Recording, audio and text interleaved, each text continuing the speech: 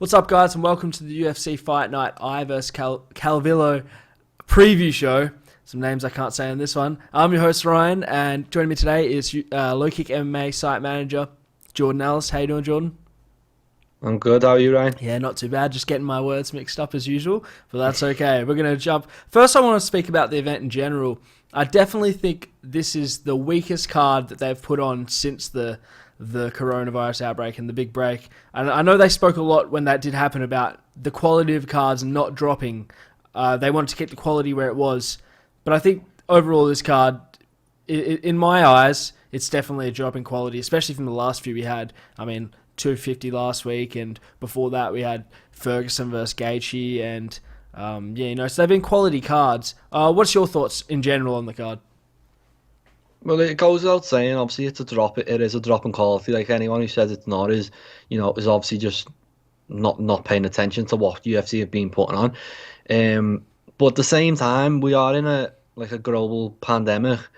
They've got fighters who want to fight and make money. So what are they meant to do? Like they're putting cards on every week. They're not all going to be hits, and it just gives other people a chance to Fitori and Robertson, they're in a co-main slot. I and Calvillo, they're in a headline slot. So it's just a chance for these fighters to go out there and prove themselves. It's not, and I don't think there's too much to moan about, because then there's another card next weekend, and then there's all the Fight Island and stuff. Like it's just a card, isn't it? There's not an It's not an amazing card. No one's going to say that, but it's still something to watch. I'll be watching it. I can't wait. So I'm sure a lot of people will be as well. For sure. So we'll jump right in at the main event, and that's the matchup between Jessica Eye and Cynthia Calvillo. And in this fight, I think in my eyes, this is very similar to the stylistically very similar to the Nunes-Spencer fight, where I think if Calvillo wants a chance of winning this fight, she's definitely going to have to rely on her wrestling. She's going to have to try and get it to the ground, because I just think on the feet, Eye is the superior striker, and I think if they stay on the feet the whole 5 rounds, it'll just prove that, But I think Calvillo is definitely capable of getting it to the ground and finding a submission, or just controlling her. What are your thoughts? Yeah, I'm picking I definitely. I think I was quite surprised. I spoke to her last week and we did an interview for Low Kick, and I was kind of saying to her, how would you feel about the matchup, considering Calvillo's new to the division, and even in the last division she was ranked 10th. So how do you feel about taking this matchup when you're number 1? And she was, she's still down for the fight and she's excited to be in a main event. So I think she should be aiming a bit higher. Like I think she should be, maybe against Chikugian, or just one of the Modafferi or someone like that. I don't think she's too far off another title shot. It's just the fact that she did lose it quite emphatically to Shevchenko that makes it hard to make right now. So maybe she's just thinking, I need to get wins and get them wherever I can. I do think she dominates this fight. I think weight is a big deal. I think Calvillo has come up from strawweight and I has come down from bantamweight. So she's going to be the bigger girl. I think, while a lot of people are naysayers on weight classes, I'm totally for them. I think there is a reason for them, and I think it'll show in this fight. She'll dominate, and if Calvillo won't be able to get the wrestler off, and she'll just be able to dictate the fight. That's how I see it going. For sure. I definitely, like I said, on the feet, I should have it all day. But I still don't think we'll see a finish in this one. I think it'll be one of those ones that, might probably be one-sided if it's mostly on the feet. And I's got good takedown defense. Like, I wasn't trying to criticize her before when I said Calvillo can probably take it down. She's definitely got the takedown defense to stop the takedown. My point was, for Calvillo to win, that's how she's going to have to do it. I don't think she stands a chance on the feet. She's not as technical, and she's going to get hit, but I don't think she'll get finished. I think, like you said, I will probably dominate this. It'll probably be on the feet, and it'll probably go the full 5 rounds. Yeah, I definitely think the weight's a big factor. Like wrestlers, it is a weight thing with wrestling. So you don't have to be the most decorated wrestler to stuff a takedown. You just need to be the bigger person sometimes. And I think Ai's going to be the bigger person. She'll just shut it down, and I think she'll be able to shut it down. That's what I'm expecting. If it's 5 rounds, a lot of fight for these girls to be going. So I think we could get a finish, but it might be late on. Yeah, who knows? We'll see. And so the co-main event of the evening is actually, I believe it was on the early prelims on that May 13th card. Am I right? Yeah, it was one of the early ones. Yeah, Marvin Vittori versus Carl Robertson. Obviously, Carl Robertson pulled out on the day of weigh-ins, I believe. After weigh-in, I think, or was it before weigh-in? No, he paid on the day of the fight. He pulled Oh, off. yeah, it was on the morning of the fight. That's right.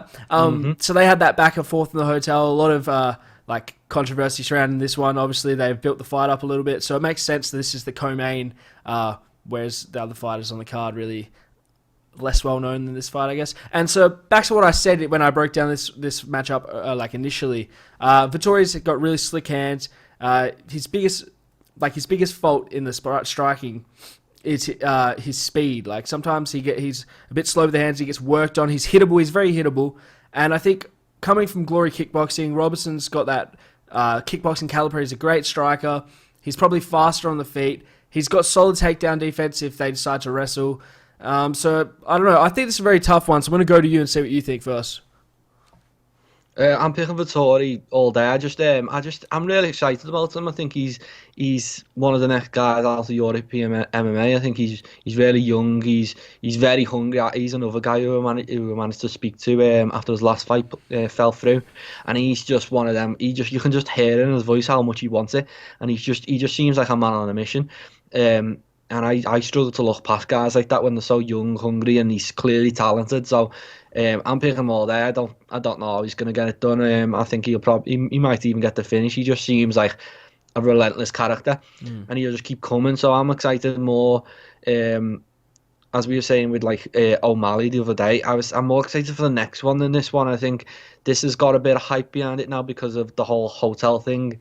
Vittori had his side, and then Carl Robinson's people got in touch with me and saying we've got another side. He's lying. So it's an interesting thing going on.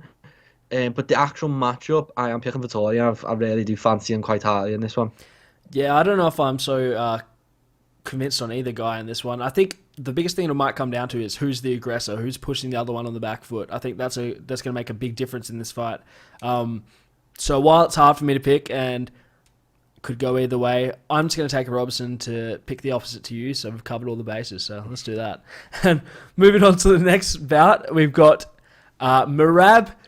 This is the hardest surname to pronounce on the card. Dalvishvili versus Ray Borg. Obviously, we saw Ray Borg a couple of weeks back when he fought Ricky Simone, which he looked really good in. His striking really impressed me. Obviously, he lost. But I thought he looked very good in that fight, and his striking especially. I didn't think he was that good a striker, and he showed he can strike with the best people. So yeah, how's this go? Well, we seen Ray Borg the other day, and I think he looked really good. It's just, with these the lower weight classes, I think these guys usually compete at flyweight, but they're at bantamweight for this fight. They seem to swap wins and everyone can beat each other. It's kind of like the women's divisions where everyone seems to beat each other. So Merab, he's kind of got a win over Casey Kenny, who beat Ray Borg, but then he's lost to Ricky Simone as well. So I'm gonna go Ray Borg because I think he's been there, done that. He looked good in his last fight.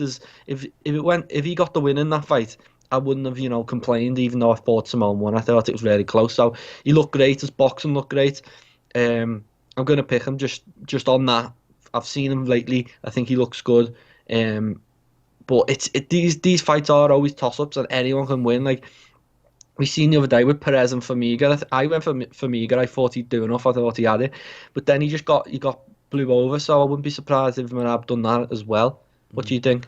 I'm taking Borg in this one too, and the biggest reason for me making that decision is the best weapon that Merab has is his wrestling, and I don't see how well he would do on the ground.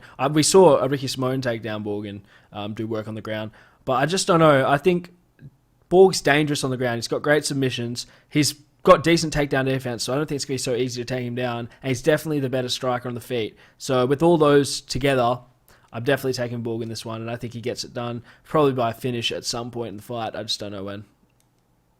Well, the thing about Simone is he was easier to take down. Borg. Simone took him down quite a lot, but he weren't able to keep him down. He weren't able to do any damage with it. So if he can pop back up, it doesn't really matter. He looked good the other day. I'm still picking him. He's going to be fresh. He's no weight cut and ready to go. Yeah.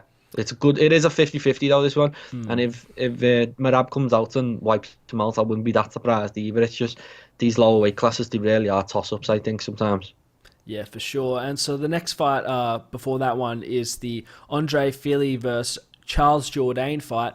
Obviously, we saw Charles Jourdain at UFC Korea when he beat Korean Superboy. That was a big upset on that card. And I think that's the only time I've seen him fight, actually. And he looked good in that. He came out there and smashed him. So I going back and looking at some highlights and whatnot, his biggest fault that I've seen is that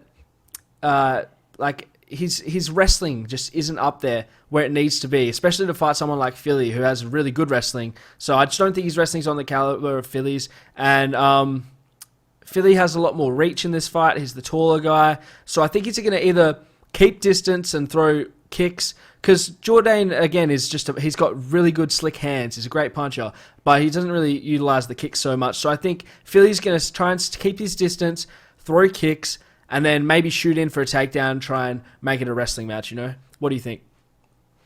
Yeah, I always like to make a big pick, and this would be my big pick for the card. I think this is nailed on Feely. I think, obviously, it was a great upset win, but people like Jourdain aren't beating Feely. Like, if you go through his losses, he lost to Yusuf and Michael Johnson and Calvin Kattar, Yair Rodriguez, Max Holloway.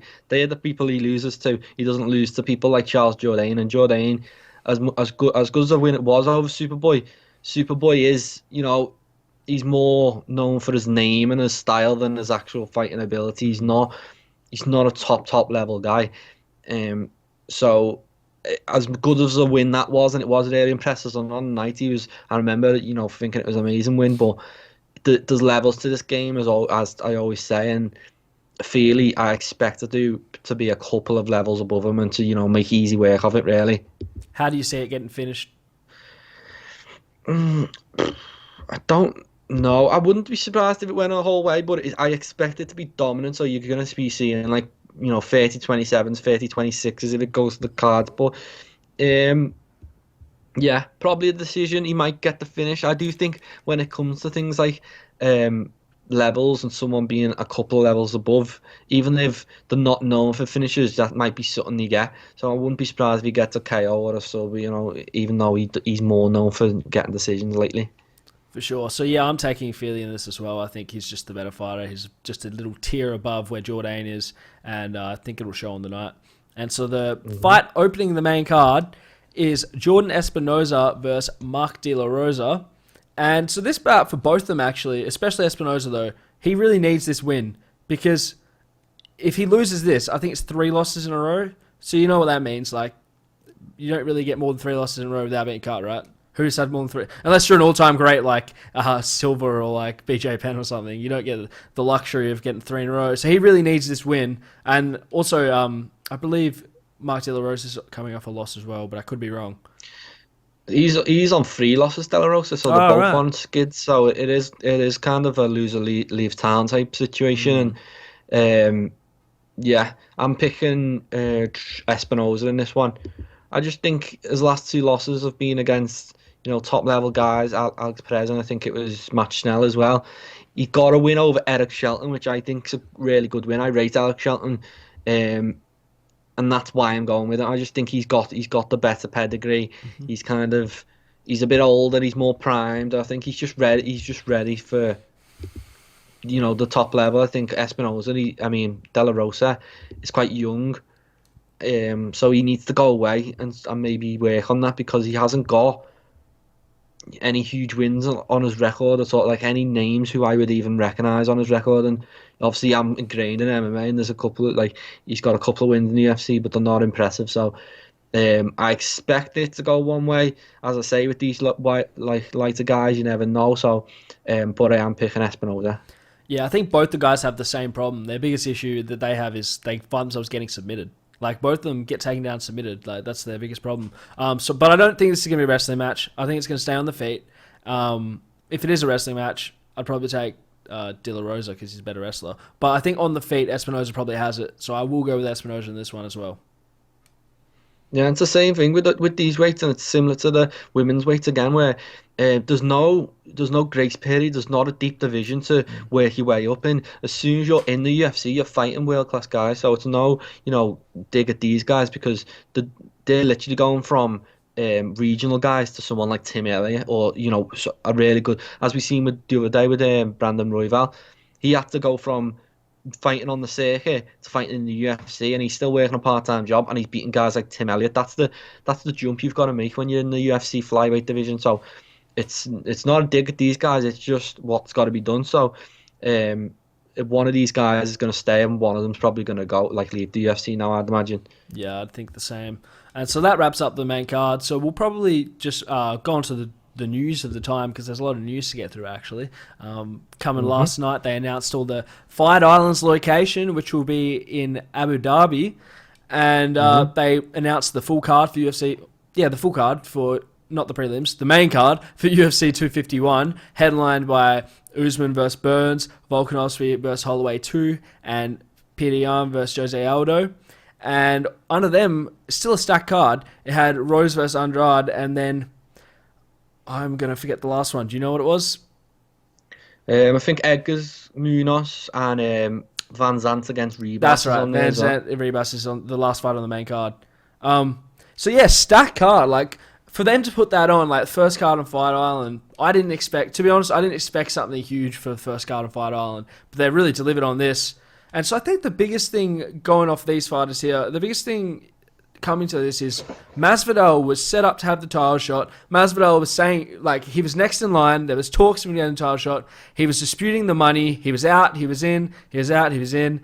Looks like he was out because Byrnes has been booked. I know they offered Leon Edwards the fight, but he couldn't take it, so they moved on to Byrnes, which is fair enough. Which is good they did offer Edwards the fight, because I do believe he deserves it more than Byrnes does. But obviously he couldn't do it, so they moved on to the next best thing, which is Byrnes. What is your thoughts on that whole situation with Masvidal and how that's all happened?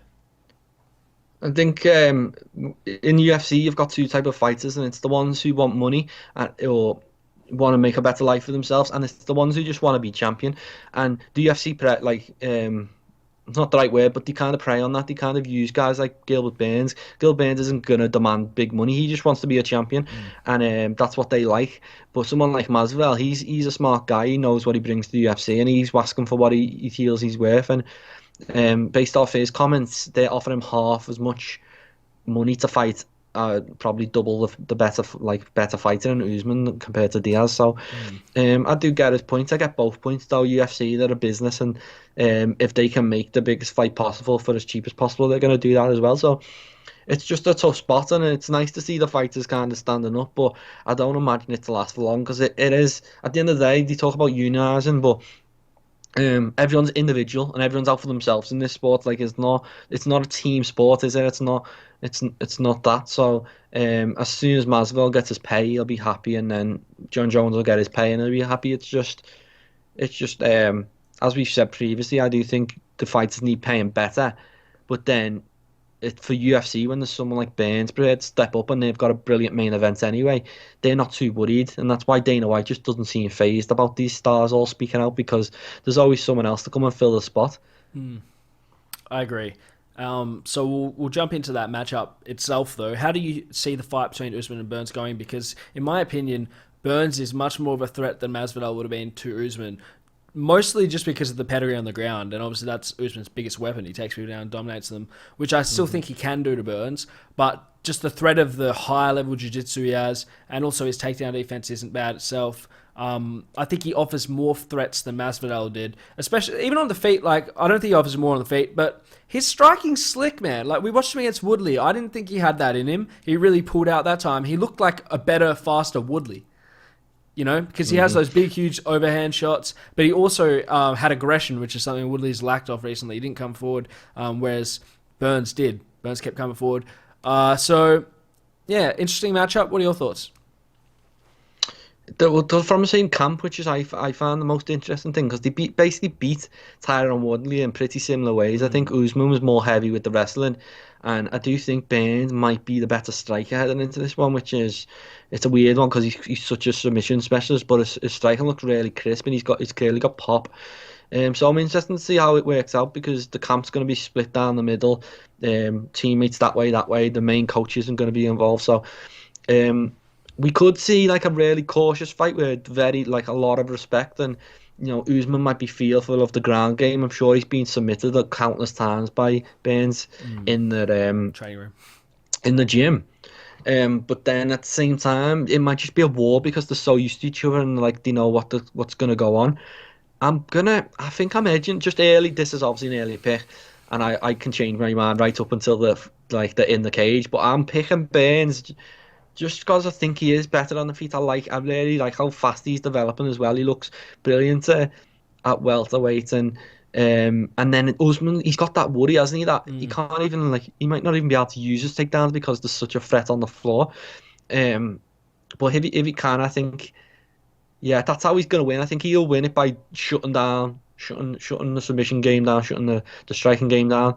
Byrnes, if he can keep it on the feet or pull a sub off, yeah. But that's an early pick. I honestly don't know right now. But Byrnes is the one I'm just thinking in my head. Maybe. What are you thinking? I think it's definitely a pick 'em fight. Right now, even I couldn't give you a prediction on who I think will win. I really need to see the lead up and see what happens. Because. Yeah, I won't be able to pick it until the day. I couldn't even make a prediction now. But this is much more interesting matchup for me than Masvidal Usman because I was interested in the spectacle of watching Masvidal fight because he's one of those fighters now, which is when he fights, everyone watches. But the matchup itself, that was an easy way for Usman to get the win there. He's just gonna. He's competent enough on the feet to not get finished because he's not going to play that game, like Darren Till played that game with him and he caught Darren Till and put him out. And also, he can just take him to the ground. He hold him on the ground. Like, we've seen Masvidal wrestle previously. Like, Maya couldn't take him down. Maya got his back, couldn't submit him. But I think a wrestler on the caliber of Usman is just going to take him down, hold him, control him, But this matchup is much more interesting because the threat of the jiu-jitsu, the threat of the submission, and like you said, the striking is a little different. Byrnes is a better striker than Usman, possibly. Yeah, I can't make a pick now, but it's a great fight, and I'm very excited to watch it. I was still excited about that Masvidal fight just because I think since he's been back, he's kind of got he's got this really sneaky striking style where he captures people off guard, with the knee, and he got Till with something crazy as well. And it's just, I was interested to see what he'd come up with because I'm sure he'd game plan for, and specifically to land strikes on Usman, and I think they would have come up with something good, and it would have been good to see how it comes off. But Usman, he showed there doesn't seem to be any issues with his chin, and yeah. I think these two might cancel each other out and we could get a bit of a dull fight, but I definitely agree that it's more of a 50-50. It's more of a who knows who's going to win this, but at the same time I'm excited. I just do think Byrnes is stepping up a couple more levels here. I don't think the Woodley he beat was the same Woodley Usman beat. Woodley, without discrediting Byrnes, he just doesn't look like he wanted to fight, and Byrnes, he did enough and he won, but Woodley just didn't do anything. So yeah, this is another big step up for Byrnes. But he looks flawless at welterweight, so why not? Can't wait to see it. Great fight. Yeah, fantastic fight. And so another great fight moving down the card. Another fight which I think is pretty 50-50 as well is the rematch between Volkanovski and Holloway. And this fight, going into the first one, I thought Volkanovski would be too long, and I thought he would be able to keep distance and just pepper Volkanovski with shots and get the win. That's how I predicted the first fight happening, and I was completely wrong. Volkanovski came out with a brilliant game plan to attack the legs. He just went after the legs, which opened up opportunities above the legs, and he just landed more shots. Rewatching that fight, I couldn't give Holloway a round. I could give Holloway maybe one round, but Volkanovski did as much and more in every round. There was no round where Holloway clearly won, in my opinion, watching it. So going into the second one, I think Holloway's obviously going to adapt, and he's going to try and negate the leg kick, because that was the big story of that fight. The leg kicks just wore him down. So if he can work out a way to reduce the damage of leg kicks, maybe just checking them more, or just alleviate it altogether, like circling. I don't know what he can do, but I think he will have a plan to get rid of the leg kicks, and without the leg kicks, I think this is a very 50-50 fight. Another one I wouldn't want to make a prediction on right now. What do you think? Yeah, I think the first fight, Volkanovski, he did a great job of just. I feel like he caught Max Holloway out off guard with his plan, and he just didn't know what to do and how to react, and he just didn't react, and then he lost the fight. I think Holloway is going to know what went wrong, and he's going to go and address that, and I think he's going to come in really aggressive and just do what he does. Like he weren't able to put his output. That's what he's famous for, his high output, and that's what he needs to do because Volkanovski, he's a short, stacked guy. Like he's carrying a lot of weight for his frame. So I'm sure if you put enough pressure on him, he'll drown. He'll drown at some point. So I am picking a Holloway. I rarely pick the one who lost in the first fight in the rematch. But I just think he's got a lot in his favour. I think he's got the gas tank, the length, the reach. He's got the high level striking. I think he won't get caught like that again, and that was just a bad night for Holloway, I think, and he just got caught off guard. He just got caught slipping, and Volkanovski had a great performance, but he's not going to be able to do this. He's going to have to come up with a new plan this time.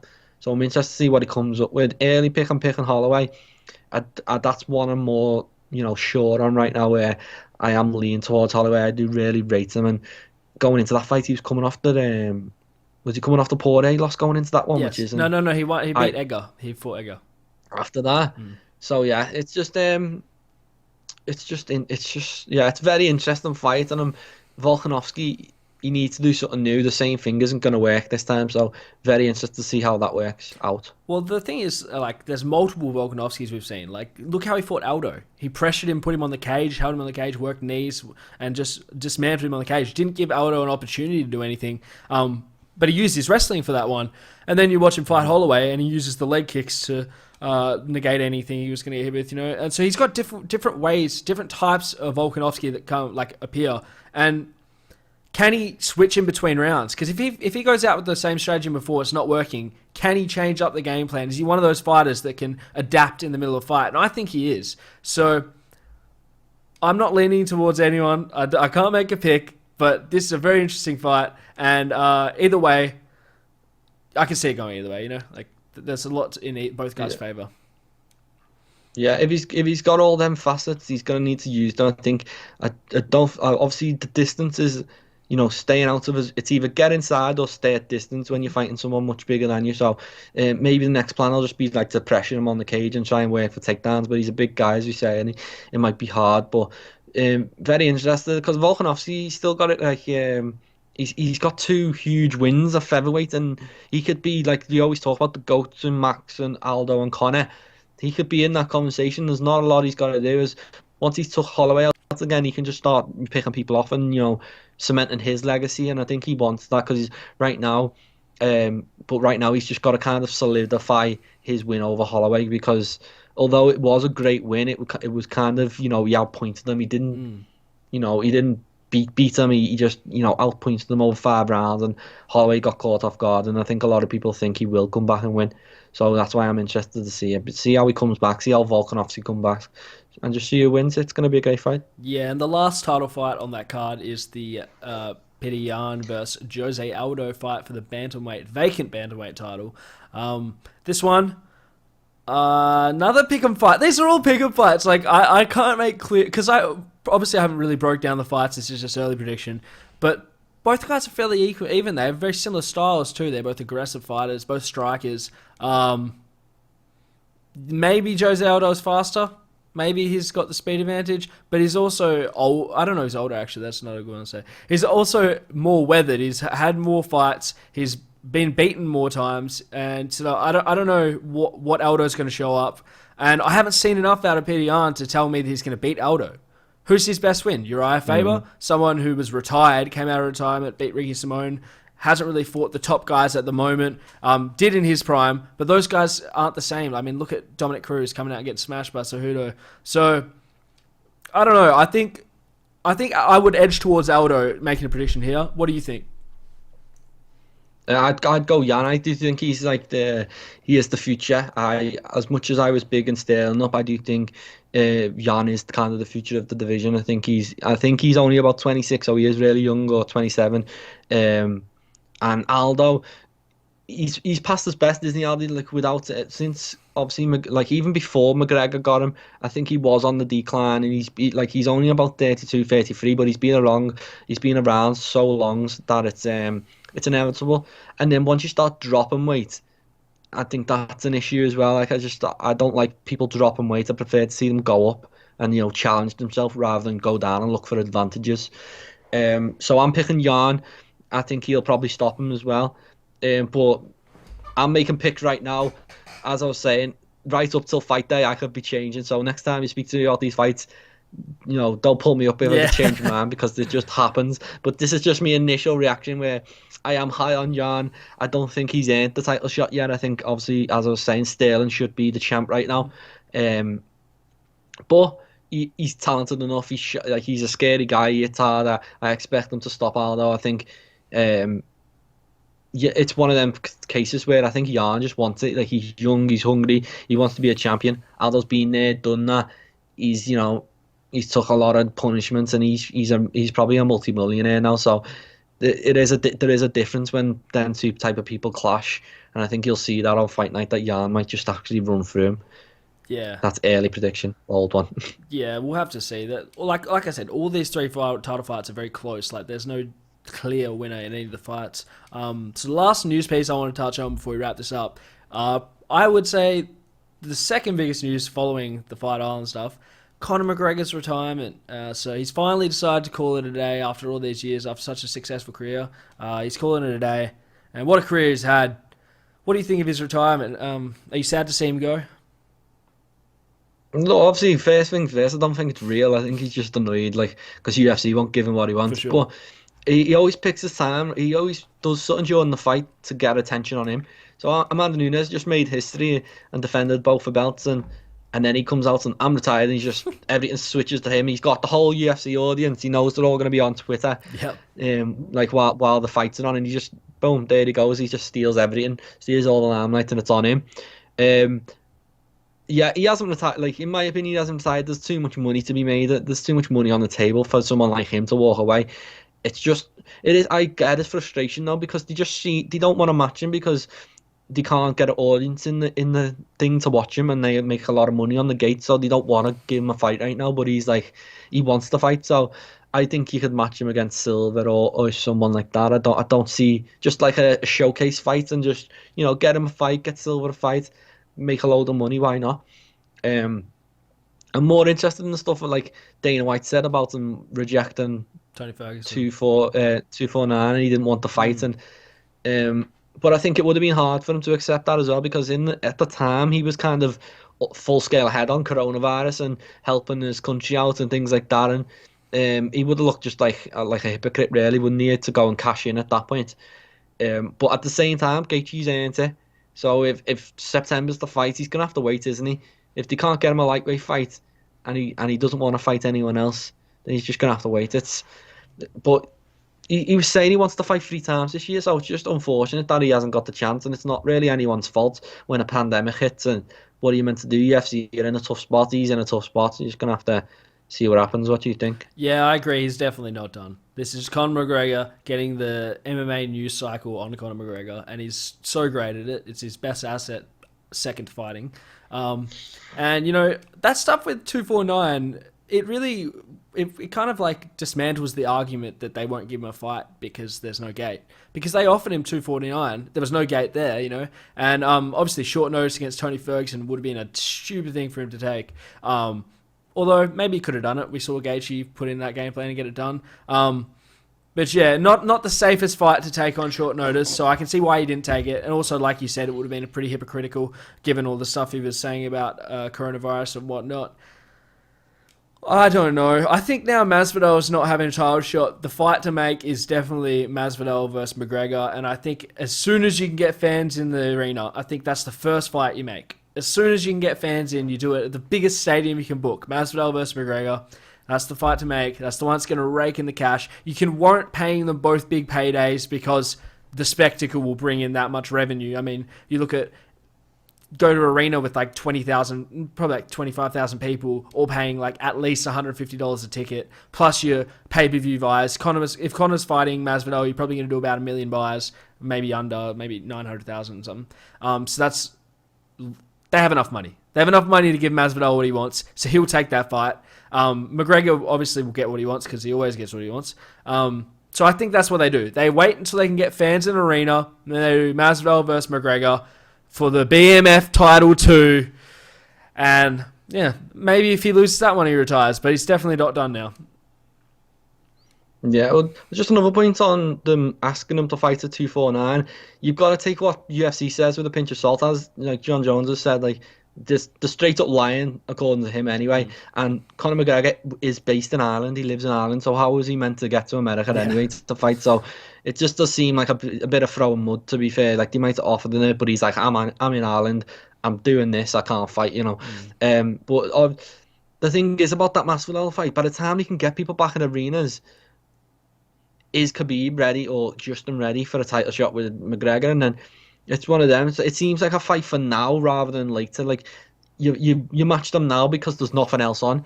Conor McGregor's still eyeing the title, so as soon as that title, if it drags into 2021, then it's it's pointless that fight. It's a fight for now.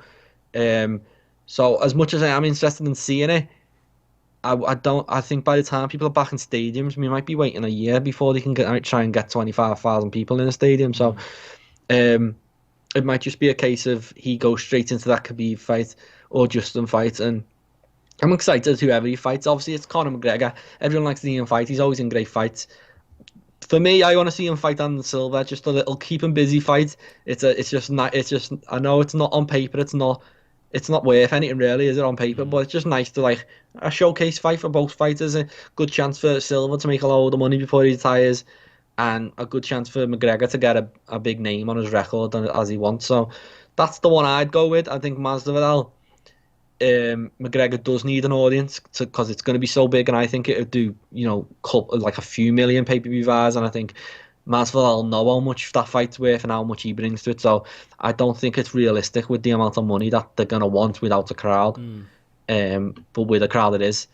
But I think Silva might be a bit more modest about how much money he wants, and it'd be easier to make. For sure. And yeah, I had nothing else on my little sheet here. If you had anything else you want to speak about before we wrap it up? Call me a Stipe as well, I isn't missed it? that one.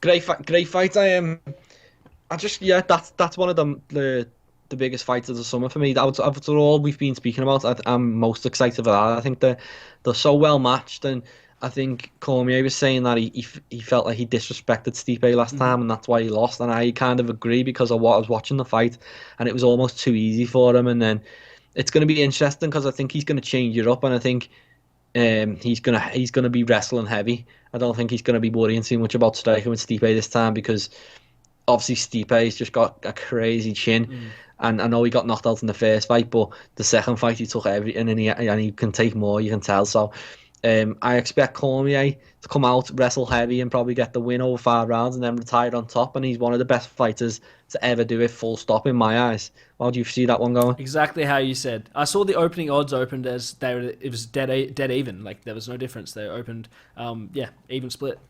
I don't think that's right. I think Cormier showed us enough in that loss that he can definitely win. The rounds where the first round he dominated. He decided to only round he wrestled in, and he just decimated him. And then he got too happy and too confident on the feet, and that's what did him in. So I think this third fight, he wrestles, he gets the win.